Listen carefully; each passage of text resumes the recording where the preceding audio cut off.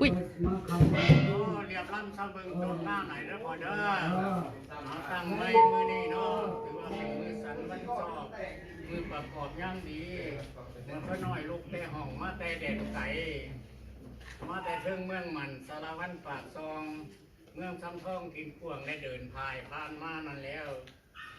ใจประสงค์นั่นแต่ว่าอย่างมาพูนคำสถานท่องเงินหลังปลูกไม้มาช่วยคำพูนให้ได้เดวเนาะเจ้ามาขันว่าสีมาคำมาคุ้นให้ลูกให้ร้านเพิ่นไปใส่เครื่องกินขอไม่แน่เพื่อนหัวทำไมนี้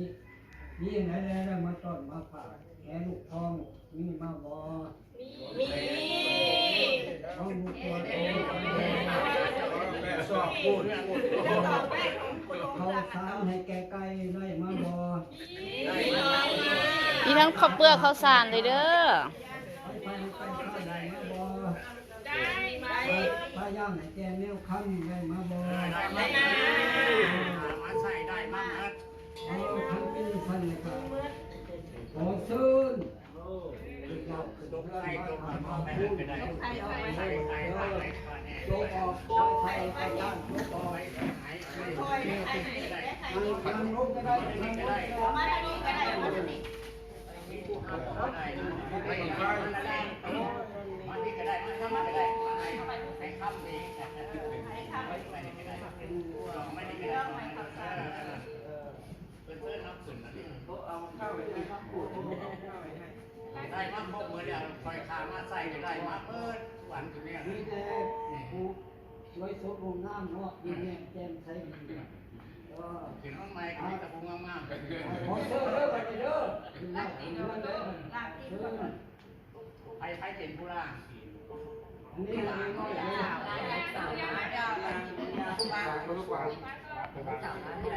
หลานนั่นล่ะอันนี้มีแต่ที่เป็นหลานอันนี้นะหลานไอ้ละหน้าไม่ใช่ละก็ไปทำโชคเลยจิบซื้อนั่งลงที่เจ้าของเรือนั่งลงนั่งลง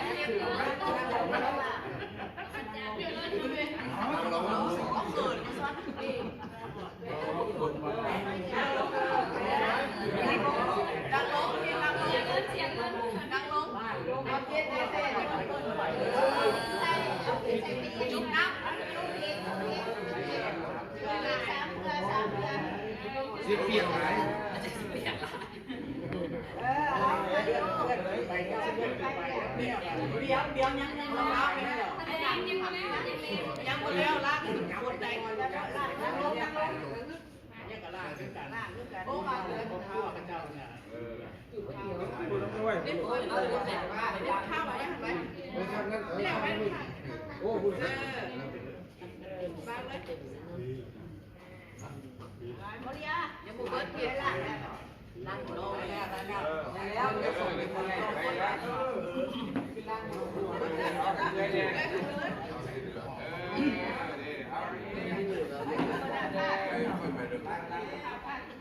ขึ้นไปเอาบันไปขึ้นตามน้ำของกัน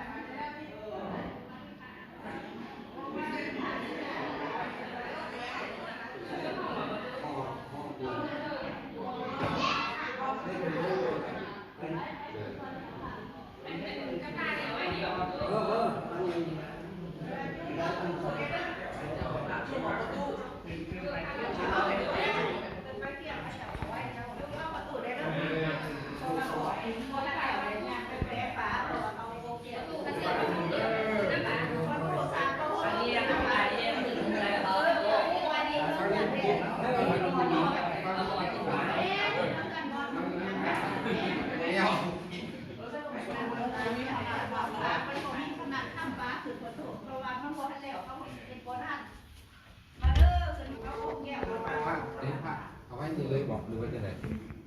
อันนี้เป็นห้องพัก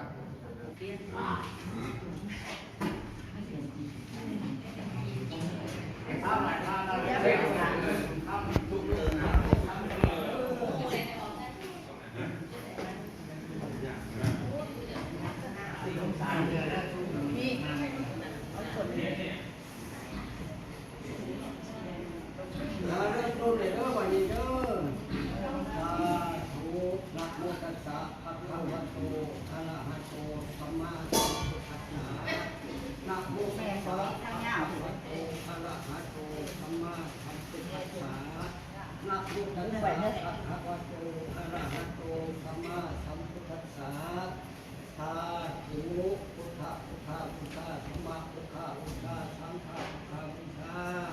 ที่ทุกปาคตาภาระอคิขังพระอุปังสุขังมรังอาหังธรรมะทัตตวะอาทิตโตมหาปัญโยทัตตะมุทิสกะสยังนิพพานังสรณังสุขังอาหังเสนา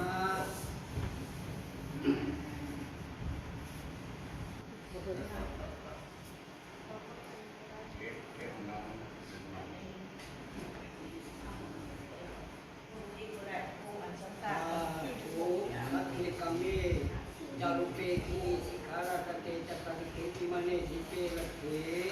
จาธเมตรุวนาหะเนเขหาวะปุณิกิเตตุมาจานิตุเทวะสารคาระอิสามินักขาขันทัพสราคาอิสัตตาชันติเกนังนิวารวัชนังสัจเวสนังภูธรรมัสสะวนาคโรอนัมมะทันตาธรรมัสสะวนาคโรอนัมมะทันตา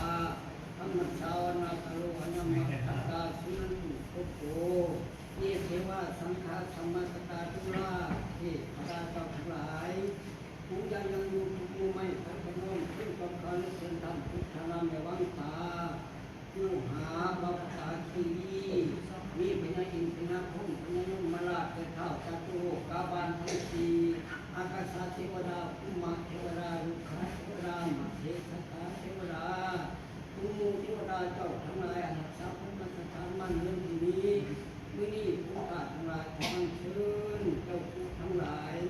จงเสด็จลงมาเป็นสักขีพยานอาภิบาลคุ้มครองรักษานำมาสู่สัจธรรมโยมเลิศคือพอดแท้ประเสริฐเราคืออายุวันนะทุกขาภาระจงประพัฒนาการในกิจการต่างๆแก่เจ้าเรื่องเจ้าพระพัฒนาทั้งมาในงานนี้หมดจงทุกคนในก็ขาดเดิน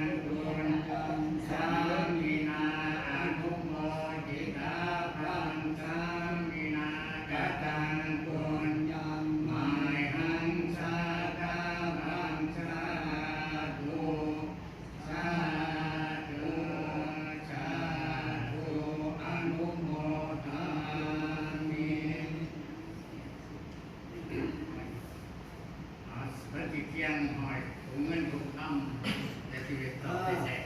ผู้ขาในเสาต่อไปหมดเลยเสียงเจ้าพามเจ้าของเงินคำมาอ่อนต่อต่อไปนี้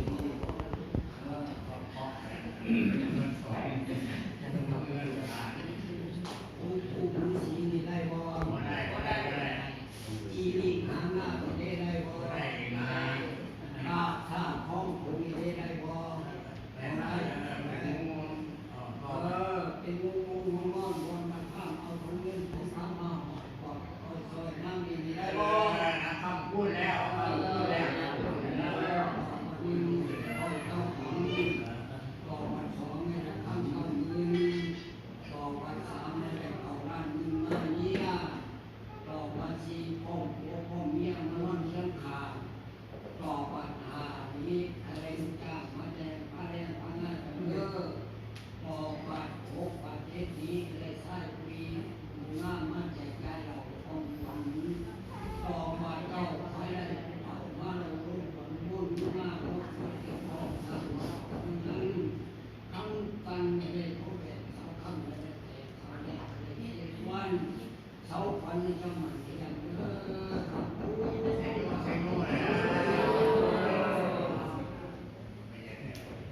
มาทำบุญปล่อยเนาะ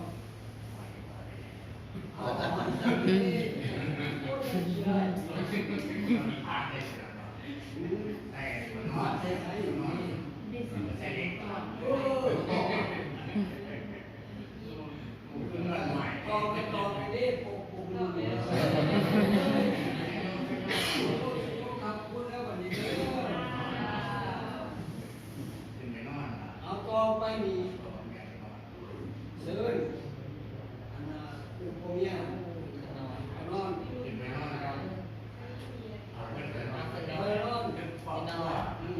ห้องปกครองแล้วห้องปกครองนะ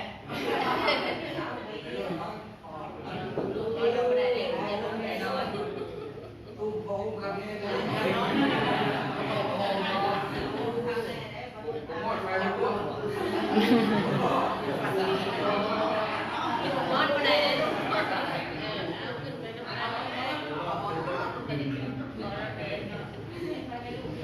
เอาบอลต้องขาดออกเอาบอลต้องขาดออกไปแล้วด้วยเอาบอลขาดออก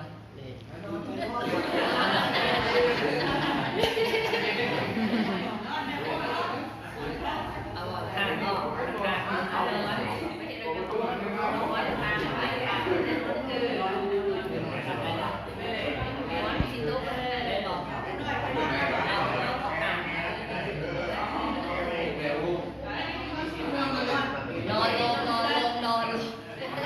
นอนลงเลย ต้องมอดไฟเนี่ย พอดีเลยดิตะเวนกำลังจะขึ้นไปนี่ โอ้นอนลงไม่ไหวน พี่โอ๊คประหงโป๊กแม่โอ๊ค เฮ้ยนอนลงเฮ้ย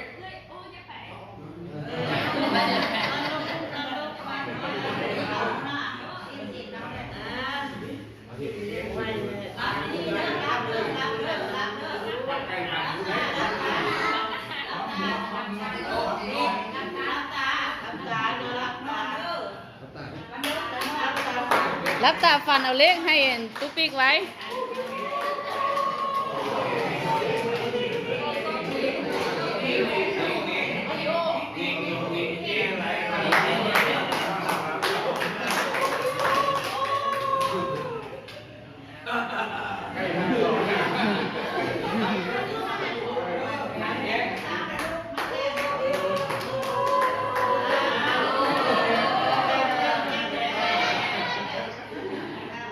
เอาผู้สิทธิ์เริ่มวันนี้เลยนอนคืนนี้พันดียังไงแท้แกคนดูพังอยู่ฝันอะไร เศร้าละคุณน้องเพื่อนเศร้าละโอ้ ก็ด่าเอาหอกคำมาต่อหน้าบ้านกินไปเดี๋ยว อันเนี้ย ที่สิแก้ท้องพันไหนเด้อนอนหลับกับชุบเจ้ามีอะไรเงินพันนอนพันอะไรเงินคืนนอนคืนอะไรเงินแสนแบนมือมาจะแก่งนี้แสนกี่ให้ผมมาพันมัน